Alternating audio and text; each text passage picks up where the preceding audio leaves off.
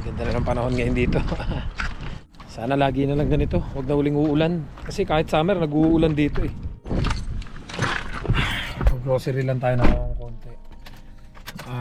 Hindi na kasi ako masyado namimili na marami. At minsan na-check ko yung mga mga stock ko. Inabot na expired yung iba kasi kadalasan nga ganun ako eh. Parang tawag doon. Kada labas ko, bili na lang ako ng bili. Kahit na meron pa, ay hindi ko na malayan na expired na pala yung iba. Well, may mga bago na naman ako na-receive na message. Actually, ilang beses ko na itong nagawa ng video. Yung mga nagtatanong, mga subscriber ko na from Taiwan na dumating dito, na before nagme-message na sila sa akin. And then may mga tanong sila na katulad nung tanong nung mga unang dumating din. Na kaya nga lagi ako nag-a-advise sa inyo eh, na huwag kayo masyadong mag-expect kasi yung iba na hindi pa nakakarating dito, ang dami ng plano na sabi ko nga sa inyo, be ready. Be ready sa man dadatnan ninyo. Kung okay, di praise God. Hindi po kasi tayo pare-parehas ng sitwasyon at dinadatnan dito. May mga pangyayari na hindi maganda yung dinatnan. Hindi naman po lahat. Sinasabi ko to hindi para siraan or para maging negative yung pag-iisip nyo pagdating sa Canada. Kahit naman po saang bansa kayo dumating, laging isipin nyo lagi na ipagdasal ninyo sana maganda yung datnan nyo, maging maayos. Kasi may mga may mga tao na kapag inisip na Canada maganda na talaga kagad. I don't know why pag inisip nilang Canada compare do sa ibang bansa like Dubai, Saudi, Taiwan, yung mga ibang country parang nababaliwala pag sinabing Canada. Well, isa din po ako sa ganyan dati. Na parang, di po ba nung mga unang panahon, yung mga magumagulang natin, yung mga tatay-tatay ninyo na nag-Saudi, pag sinabing Saudi, sikat na sikat eh. Parang iba yung dating eh, Saudi, wow, ganun, astig. Pero nitong mga nung tumagal na, iba na ang ninanais ng mga kababayan natin. Laging US, Canada, Australia, yung mga magagandang country na parang ganun. Kaya parang ang nangyari, di ba nakwento ko na nga sa inyo before, na may mga tao na ang baba ng tingin pag sinabing Middle East, pag sinabing ganito. Sabi ko nga, bakit ganun ang tingin nyo doon sa iba? Pag sinabing Canada, kakaiba. No, nasa tao po yan. Kung kayo makakaipon kayo. Depende po kung paano kayo mag-handle ng inyong pera. Marami po dito ang taong kilala ko na nasa Canada, ilang taon na, 5 taon na, 10 taon na, until now walang savings, lubog sa utang. Tinalo pa ng mga nasa Middle East. Galing po ako ng Middle East, nakasave po ako dyan. Galing po ako ng Asia, sa Taiwan, nakasave po ako dyan. Dito po, syempre dahil nadala-dala ko yung ugali ko na nag-iipon ako kahit saan, yun po, naka-adjust po ako dito, nakakaipon po ako dito. Ngayon, may mga iba po kasing dumating dito na bago sila nakarating, pan-chat sa akin, sasabihin nila, yung iba ang gaganda no ng mga plano parang excited na sila pagdating dito, ganito ganyan no yung mga gawin nila. Ang dami nilang mga sinasabi sa akin na ganito ganyan yung gagawin nila. Yung iba nga hindi pa nakakatungtong dito, iniisip na kagad yung application ng PR. Sabi ko, yung PR darating yan. Ngayon isipin mo muna, sana maging maganda yung trabahong daratnan mo, sana maging maayos yung employer mo, sana yung sahod mo talagang hindi nawawala ng oras. Kasi may mga dumarating po dito, naranasan ko po yan, yung pumasok ako 2 hours lang, tapos uwi na kami, maghapon kami nakatambay. Sabi ko, nasabi lang kaming nasa Canada. Yung una kong trabaho, na marami nga nagre-request na, sir, pwedeng gawan mo ng vlog yung unang dating mo ng Canada hanggang sa nakalipat ka dito sa dairy farm. Iniisip ko na po yan. After ko ma-receive yung aking AOR, iniisip ko nang gumawa ng vlog regarding do sa bad experience ko nung pagdating ko dito hanggang sa naka-adjust na ako. So yun nga, may mga dumating dito na nauulit lang nauulit lang yung mga message nila. Parang nangyari na i-advise ko na doon sa iba, and then may dumating uli, ganun uli yung sinapit.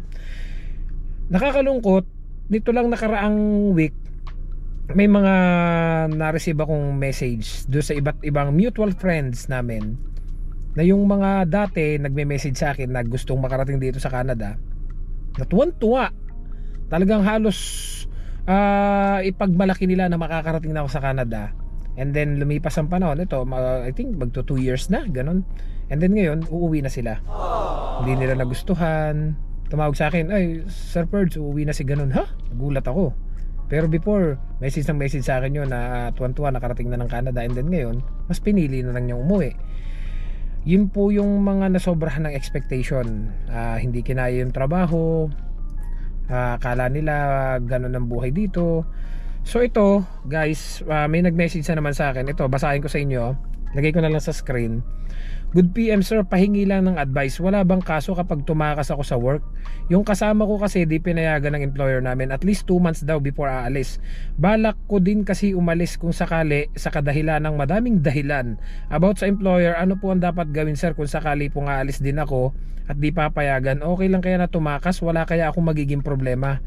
Well, yan yung pag-uusapan natin guys sa biyahe na lang kasi medyo didilim na, may bibilin lang ako. Baka mapagsaraduan ako ng store. So sa biyahe na lang tayo guys magkwentuhan. Tara, samahan nyo ako.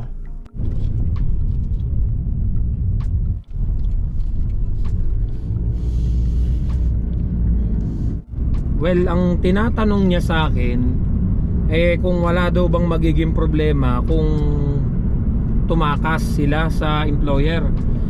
Pero ito po, isi-share ko na sa inyo. Transparent na tayo dito. Siyempre, ang unang iisipin ng mga dumarating dito, pag tumakas kayo, magkakaproblema kayo. Siyempre, ang unang iisipin ng mga tatakas na ganyan, magkakaproblema sila sa future PR application nila, or baka pag tumakas sila, maghahanap sila ng panibagong working permit. Hindi na sila may issuehan ng panibagong work permit kasi may record na sila.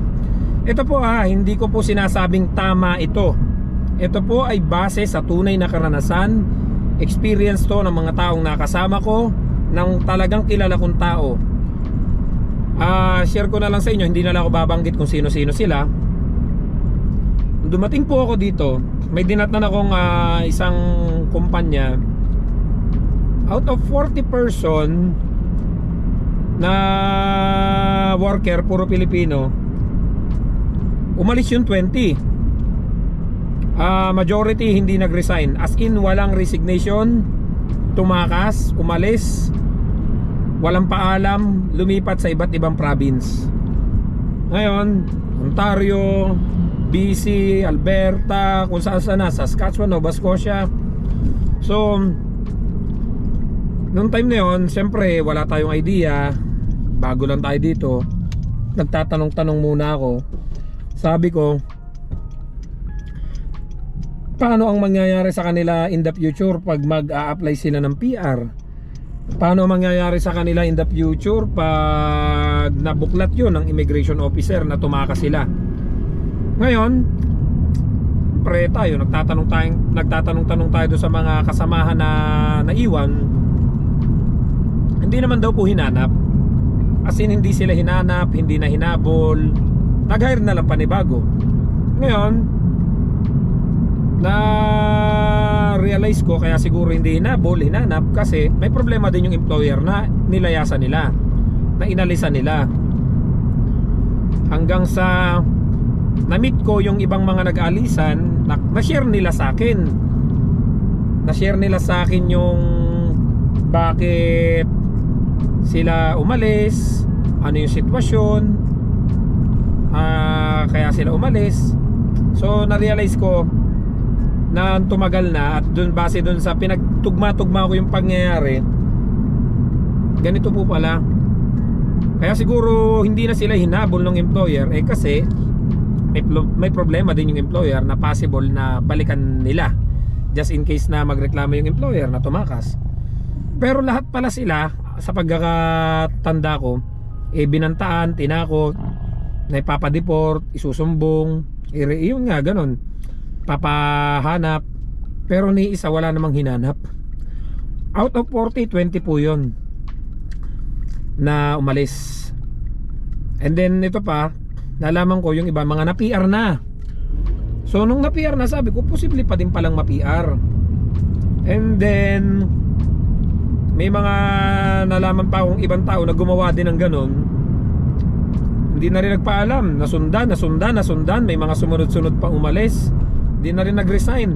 Meron pa ngang ano eh, umalis, naghanap ng ibang employer. Ang problema, hindi na-issuehan ng LMIA yung umalis na yon.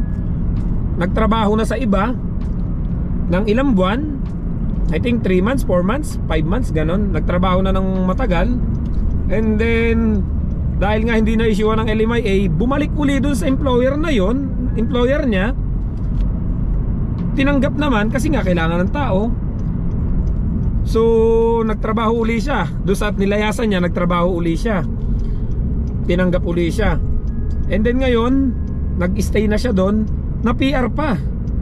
So imagine niyo, sabi ko, dami ko natutuklasan na pwede pala yung mga akala ko dati hindi pwede. And then hindi pa natapos doon, may mga sumunod pa, may mga umaalis din, wala nang paalam. Actually yung iba nakahanap na ng LMIA. Basta nakahanap na ng LMIA, walang kaalam-alam yung employer, basta na lang umalis sila. So mga ganun po yung pangyayari. And then tumatagal yung panahon, may mga nalalaman akong ganun pa rin na umalis sa employer, hindi na nagpaalam, hindi na nag-resign, naghanap ng panibagong LMIA, hindi naman po napauwi. Karamihan doon, kinukuha ko yung kwento nila, pinantaan din sila, papadeport, pauwiin, ganon. Hindi naman po pinauwi. Lalo na yung iba na may bala, ika nga eh, may ibabalik doon sa employer kasi may abuse, kasi may picture, kasi may mga conversation ng pang-abuse na hindi nasunod, may mga pinagagawang hindi, wala sa kontrata. So may bala, may ibabalik sila. Just in case na tirahin sila ng employer, may ano sila, may ibabato din sila pabalik. Kaya lang yung iba natatakot, nagme-message sa akin, "Sir, wala akong hawak kahit na ano." Sabi ko naman sa kanila, hindi ko po kasi ina-advise sa kanila na ano, natakasan ng employer, mali po yan. Hindi ko sinasabing ano, tama ako palagi ha. Kasi may mga pagkakamali din po akong ginagawa dito at nagawa. What I mean is, as much as possible na kaya nyong makipag-ayos dun sa employer ninyo, para naman po hindi tayo masirang mga Pilipino, makipag-ayos kayo ng maayos, makipag-usap kayo ng maayos bago kayo umalis o lumipat. Kung talagang wala ng choice, gipitan na sa oras, sa panahon, dyan yung LMIA, tapos yung employer nyo talagang abusado, it's up to your decision na po, wala tayong magagawa dyan. Pero hanggat maaari, daanin nyo muna sa maayos. Or kung talagang may pang-abuso, pwede naman po kayo mag-apply ng Vulnerable Open Work Permit. Pumunta po kayo sa pinakamalapit na Service Canada para mag-apply ng Open Work Permit. And then kailangan nyo lang mag-provide ng mga evidence, proof ng pang-abuso. Nagawan ko na po yun ng video, i-check nyo na lang po ito, lalagay ko sa screen. Pwede nyo i-apply na Open Vulnerable Working Permit, just in case ano, para Open Work Permit na po kayo, maghanap na lang kayo ng ibang trabaho. Kasi kung ang gagawin nyo po, itatakasan ninyo yung employer, nakakawa din naman. Kasi yan yung dahilan kaya tayo nakarating dito sa Canada. Yun, so sana nasagot ko yung tanong niya, hindi daw ba sila magkakaproblema. Ito po ay hindi ko sinasabing tama, hindi ko po sinasabing gawin ninyo. Ang sinasabi ko lang po, sinagot ko yung tanong niya, hindi daw ba magkakaproblema. Ang masasabi ko lang po, depende sa employer ninyo. Kung yung employer ninyo talaga nag-effort, ginastusan kayo lahat ng pagpunta nyo dito, talagang wala naman siyang mali, kayo lang talaga yung matigas ang mukha na maayos naman yung pakikitungos niya sa inyo, tapos kayo naman gusto lang maghanap ng iba na mas magaan, na ginamit nyo lang yung employer ninyo para makarating dito, ang ending tatakasan nyo lang pala.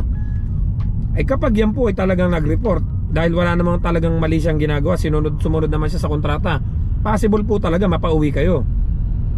Pero kung kayo ay katulad nung ibang kakilala ko na naabuso, na kung ano-anong hindi nasunod sa kontrata, marami pang mga issues at problema doon sa employer, tumakas, kaya hindi na hinabol kasi pwedeng balikan din yung employer, possible talaga hindi na habulin. Pero kung wala namang problema yung employer ninyo, basta na lang kayo tatakas, possible baka balikan din kayo ng employer. So sana guys, nasagot ko yung tanong nung nagtatanong na ano, kasi ang dami, hindi lang po yan yung message, marami po eh. Kaya lang ito yung kinuha ko kasi ito yung followers ko to since Taiwan days hanggang sa nakarating siya dito. Ilan na yung ganitong sitwasyon na hindi ko alam bakit parang laging ganon. Nagkakataon lang ba? Mostly mga galing Taiwan na dumarating dito na ilang buwan lang gusto nang lumipat, na gustong takasan yung employer. Nagkakataon lang ba laging puro Taiwan yung ano? Siguro nga tama yung sinabi ni nung isang vlogger sa akin na ano, na kalimitan yung mga cross country, hindi naman po lahat ha, hindi po lahat hindi nasusunod yung kontrata. Unlike nung galing sa agency sa Pilipinas na talagang bihira po kasi may message sa akin na ano na-hire ng Pilipinas kalimitan po yung mga cross country yung nagme-message sa akin na gusto na daw lumipat, na ano daw, natatakasan daw yung employer. Wag naman po sana, kasi baka dumating yung panahon masira na tayong mga Pilipino dito. So sana guys may natutunan kayo, kasi medyo traffic, hindi pa ako nakakarating doon sa pupuntahan ko, hindi ko alam bakit ang bagal nitong mga sasakyan. So dito ko na lang guys tapusin tong vlog na to. Sana yung kung darating kayo dito, maayos naman yung employer ninyo, hanggat maaari wag nyo takasan. Trabahuhin nyo makuha yung PR, and then tsagain nyo na lang muna. Pag nakuha nyo yung PR, saka na lang kayo umalis, kasi baka dumating yung araw hindi na mag-hire ng Pilipino dahil laging Pilipino yung mga tumatakas. Marami na po nakasamang ganyan na hindi tinapos yung kontrata at umalis. So sana guys may natutunan kayo sa today's episode natin. Don't forget to subscribe, like, and share this video para kahit papano doon sa mga next na makaka-encounter ng ganito, i-share ko na lang tong video to para yung tanong nila masagot. See you guys sa next vlog. I love you all. God bless. Bye bye.